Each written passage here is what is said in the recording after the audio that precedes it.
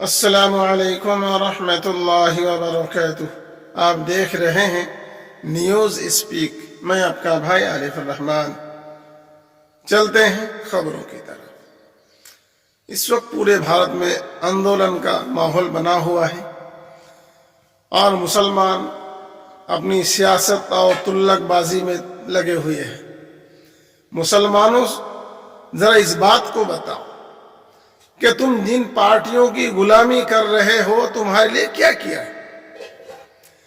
तुम जो अन्य पार्टियों की गुलामी कर रहे हो, पार्टी वाले तुम्हें क्या करके दे रहे हैं?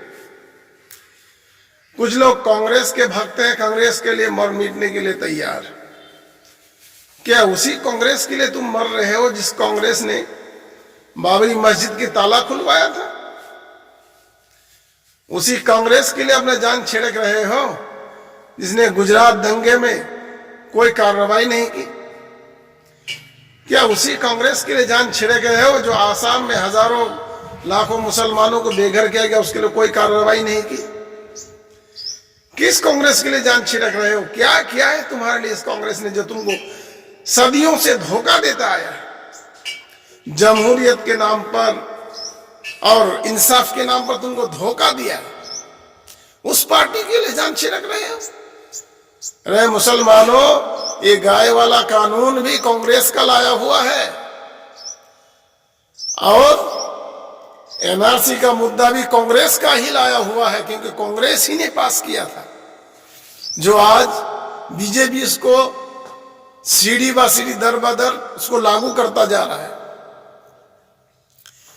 बाबरी मस्जिद का ताला कांग्रेस ने खुलवाया और शहीद बीजेपी वालों ने किया। गुजरात में जो दंगा हुआ उसमें कांग्रेस की हुकूमत थी सेंट्रल गवर्नमेंट में, सेंट्रल गवर्नमेंट ने कोई कार्रवाई नहीं की, मुसलमानों को इंसाफ नहीं मिला। मुसलमानों के लिए लड़ने वाले संजीव भट्ट आज जेल में सड़ रहे हैं। क्या इंसाफ मिलेगा? तुम जिस पार्टी के भक्त हो, जिसको वोट देते हो, वो तुमको सदियों से धोखा देता आ रहा है, धोखा दे रहा है, देगा। क्योंकि कांग्रेस ही से बीजेपी निकली है। दोनों की मंशा एक है, दोनों एक ही इस पर खड़ा है और दोनों की नीति भी एक है। कोई लाता है, दूसरा लागू करता है। गाय पर कानून बनाया, लेकिन अरे गाय को तुम पशु, राष्ट्रीय पशु घोषित कर दो तो कोई हाथ भी नहीं लगाएगा। गाय के नाम पर लाखों हजारों लोगों को मारा जा रहा है। गाय के नाम पर हिंसा किया जा रहा है, मुसलमानों को मारा जा रहा है, टारगेट किया जा रहा है, पिछड़े जातियों को मारा जा रहा है। तो क्यों कांग्रेस और दूसरी पार्टियों की तुम गुलामी क्यों कर रहे हो? एक सुनहरा मौका दिया है तुमको, जो पूरे वर्ल्ड में सबसे अच्छा नेता, सबसे अच्छा बैरिस्टर असदुद्दीन अवैसी, इसका सर्वे हुआ जब यूनाइटेड यूनियन में, तो सेकंड पोजीशन पर आता है असदुद्दीन अवैसी, जो अच्छा और सबसे बेहतर लीडर माना जाता है। पूरे भारत में अच्छा लीडर बैरिस्टर असदुद्दीन अवैसी है। तुम कभी दूसरी पार्टियों के लिए दरी बिछाते, उसके पीछे पीछे घूमते, उसके हुक्म का पालन करते, तुमको मिलता क्या है? पश्चिम बंगाल में ममता दीदी ने रिजर्वेशन देने का वादा किया था, मुसलमानों को अब तक रिजर्वेशन नहीं मिला। माइनॉरिटी लोन के नाम पर मुसलमानों को धोखा दिया जा रहा है, ठगा जा रहा है, परेशान किया जा रहा है। एक आम इंसान के पास अगर इतना पूंजी होता जो 7,000 रुपए बैंक में डालकर रख सके, साल, 2 साल, 2.5 साल, 3 साल, तो उसकी लोन की जरूरत ही क्या है? उसको लोन लेने वाले, माइनॉरिटी से लोन लेने वाले गरीब आदमी हैं, जिसकी हैसियत नहीं है बड़ी लंबी पूंजी की, वो लोन लेना चाहते हैं।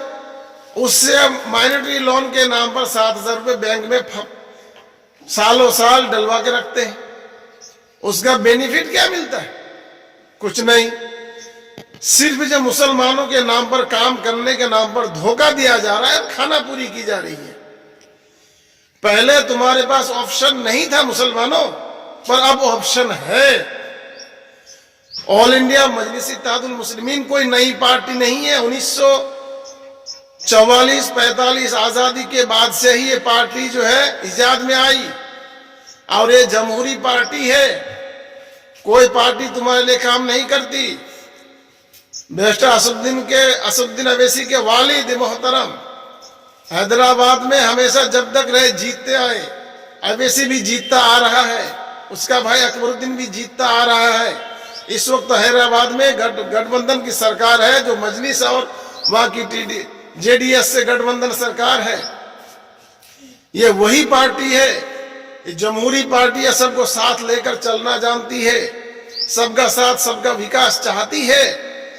तुम जो टुकड़े में बटे हुए हो, तुम्हारी कोई हैसियत नहीं है, तुम्हें कभी भी मारकर काटकर खत्म कर दिया जा रहा है। क्यों कोई आवाज क्यों नहीं उठा रहा है? सेकुलर पार्टियां कहां गई? 3 तलाक के मुद्दे पर बहस होने पर पार्लियामेंट में अकेला बहस करने वाला अवैसी, कांग्रेस कहां गई थी? तृणमूल कांग्रेस ने पूरा सपोर्ट दिया बीजेपी को 3 तलाक बिल पर।